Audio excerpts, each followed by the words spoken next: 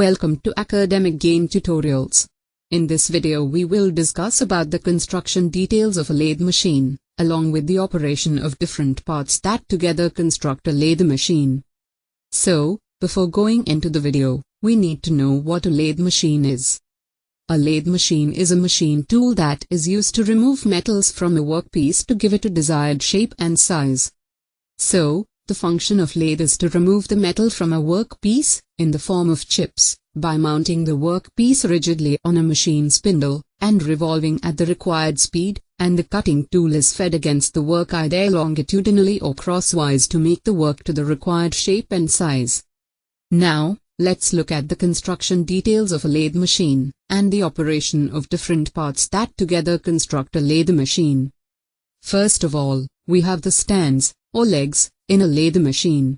This is used in holding the lathe machine and in elevating the lathe bed to a working height. Legs are the most bottom portion and carrying the entire load of a lathe machine tool. The legs are firmly secured to the floor by the foundation bolt. The legs or stand of lathe machine is made of cast iron, through the casting process. Since cast iron has a high shock absorbance and wear resistance capacity, so it helps the legs to absorb the vibration during work and transfer to the ground. Above the legs, there is a tray. This is also known as chip span. It is placed at the lower side of bed, and above the leg of lathe machine. The main function of chip span or tray is to collect or carry all hot chips removed from the workpiece, during machining operation. Above the tray, there is the bed of the lathe machine. It is also called the lathe bed. The bed of a lathe machine is the base on which all other parts of lathe are mounted. It is massive and rigid single-piece casting made to support other active parts of lathe machine. The bed is chosen according to lathe machine specification and requirement. It is usually made by single-piece casting of semi-steel, or chilled cast iron due to its high compressive strength, shock absorbance and high lubrication quality. If we are making a larger lathe machine, then 2 or 3 pieces of the bed are casted and then bolted together. And for comparatively smaller general-purpose lathes, the lathe bed is made through single-piece casting at a time. There are guideways on the lathe bed. These guideways take care of movement of tailstock and carriage on bed. On the bed, there is the feed box. This feed box is connected to the lead screw and the feed rod. The lead screw is an externally threaded shaft or rod. It converts rotational motion to linear motion.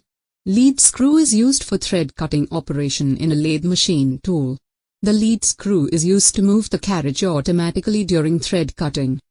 The feed rod is a cylindrical rod. It does not have any thread on its external surface. This feed rod is used to move the carriage from the left side to the right side and also from the right side to the left side.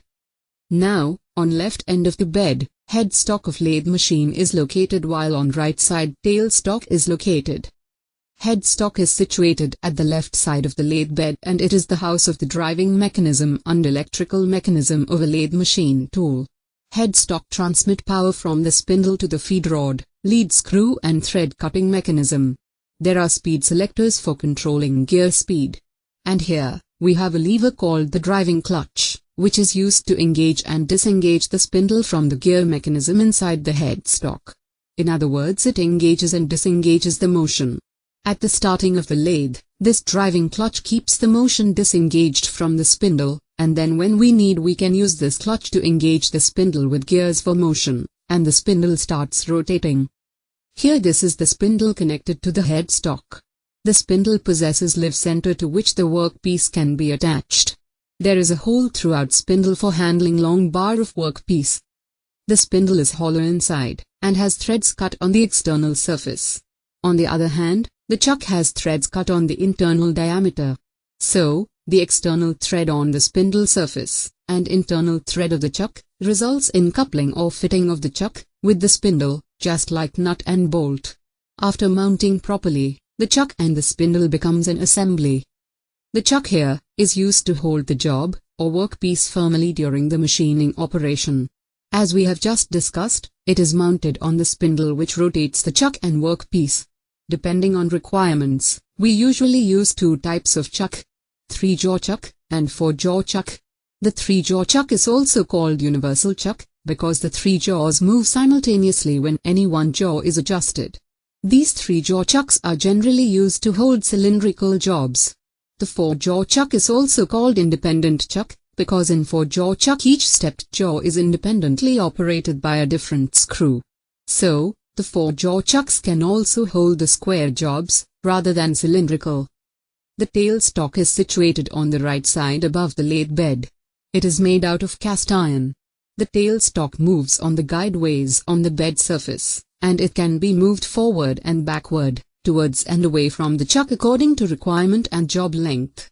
The tailstock is used for supporting the long end of the job for holding and minimizes its vibration and sagging, so that the long workpiece, or long job, does not deflect or bend during the machining operation. It holds the tool for performing different operations like drilling, reaming, tapping, etc., and it is also used for a small amount of taper for a long job by offsetting the tailstock. This tip portion of the tailstock is also called the dead center, because it just provides support, and no motion is provided to this point. Similarly, on this side, we provide motion to the spindle, which in turn rotates the chuck and workpiece, so this is called live center. Both live and dead centers have 60 degrees conical points to fit center holes in the circular job, the other end tapering to allow for good fitting into the spindles. The dead center can be mounted in ball bearing so that it rotates with the job, avoiding friction of the job with dead center, as it is important to hold heavy jobs. In the tailstock assembly we also have the ram clamp and the hand wheel. When we rotate this hand traversing wheel, this dead center moves back and forth, that is, when this hand wheel is rotated, the dead center moves in and out. The ram clamp is used to apply lock on this movement of dead center. So this ram clamp locks the dead center in the tailstock, so it does not move. In addition to this, there is also a tailstock lock, which is used for locking the tailstock firmly in place according to our requirement during machining operation. On the left of the headstock, there is the main driving pulley and gear system. This driving pulley system is connected to the gearbox inside the headstock. This driving pulley is connected to the motor through belt.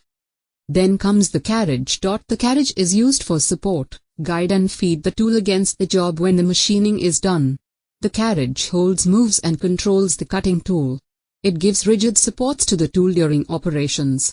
It transfers power from feed rod to cutting tool through apron mechanism for longitudinal cross-feeding. Carriage simplifies the thread cutting operation with the help of lead screw and half nut mechanism.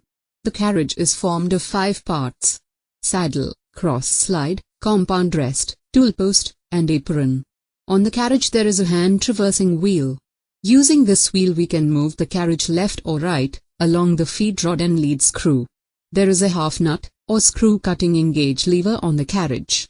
This half nut is used to connect motion to the carriage automatically.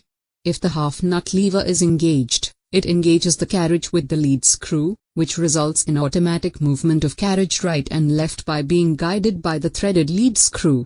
Thus, the split half nut is used for automatic feed instead of providing manual feed, which helps us to cut thread with accuracy. Mounted on the carriage there is a saddle. Generally, the saddle is made up of H-shaped casting and it has a V-guide and a flat guide for mounting it on the lathe bed guideways. The cross-slide hand wheel is assembled on the saddle. The cross-slide generally travels at right angles to the spindle axis. That is, let's take for reference, if this hand traversing wheel moves the carriage left and right, then this cross-slide wheel moves this saddle towards front and back, that is perpendicular to the bed. So, since the cross-slide hand wheel gives cross movement or perpendicular movement, so, it is called cross-slide. Above this cross-slide and saddle, there are compound rest mounted above them. The compound rest supports the tool post and cutting tool in its various positions. It can be swiveled at any desired position in the horizontal plane. Compound rest is necessary for turning angles and boring short tapers. It can rotate and fix to any desired angle. The compound rest slide is actuated by a screw, which rotates in a nut fixed to the saddle. Then, above the compound rest, the tool post is mounted. The tool post is an important part of carriage, which fits in a T-slot in the compound rest and holds the tool holder in place by the tool post screw.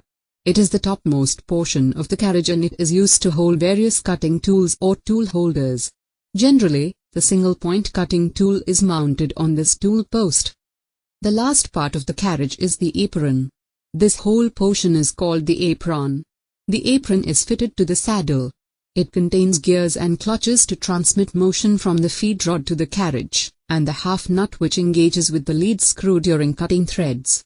Apron acts as a cover or housing for all the mechanisms inside the carriage. Below the lathe bed, there is an oil sump. This oil sump is a place where the machine oil from different parts, especially the machine oil from the shaft, is deposited in the oil sump. In the bottom portion on the leg of the lathe machine, there is also space which can be used as storage for gears, chucks, tools, etc., and also this space is used as a housing for motor mechanism in some lathe machine. So, we have learnt the construction details of a lathe machine, along with the detailed operation of different parts. If this video was helpful, subscribe to Academic Gain Tutorials on YouTube for more updated videos. Thank you.